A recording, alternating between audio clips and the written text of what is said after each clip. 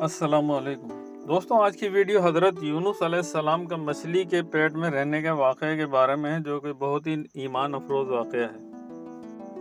حضرت یونس علیہ السلام کا مچھلی کے پیٹ میں رہنے کا واقعہ قرآن مجید اور احادیث میں تفصیل سے بیان کیا گیا ہے۔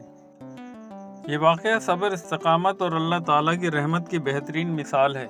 حضرت یونس علیہ السلام کو اللہ تعالیٰ نے نینوا موجودہ عراق کے لوگوں کی ہدایت کے لیے نبی بنا کر بھیجا۔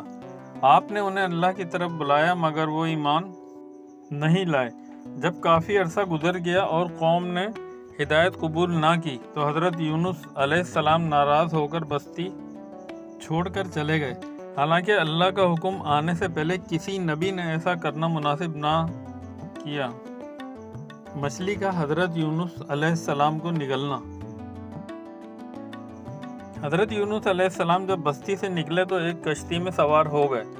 سمندر میں شدید طوفان آیا اور کشتی میں موجود لوگوں نے قرآن اندازی کی تاکہ کسی کو سمندر میں ڈالا جائے تاکہ کشتی ہلکی ہو۔ قرآن اندازی 3 بار حضرت یونس علیہ السلام کے نام نکلا، چنانچہ آپ کو سمندر میں ڈال دیا گیا۔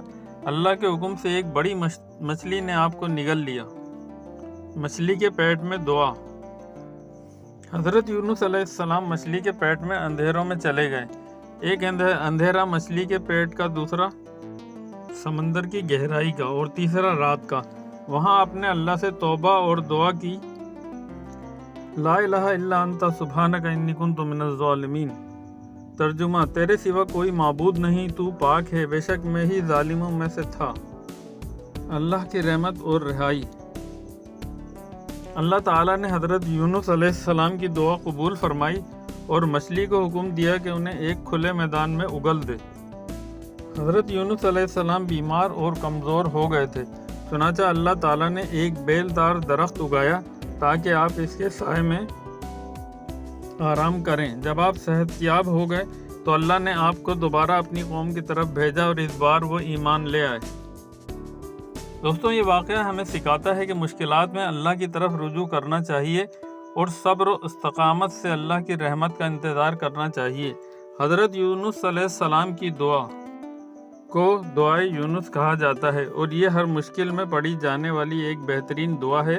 اللہ ہمیں بھی صبر و استقامت عطا فرمائے، آمین۔ دوستوں، ویڈیو پسند آئی ہو تو لائک، شیئر اور سبسکرائب ضرور کر دیجیے گا۔ جزاک اللہ۔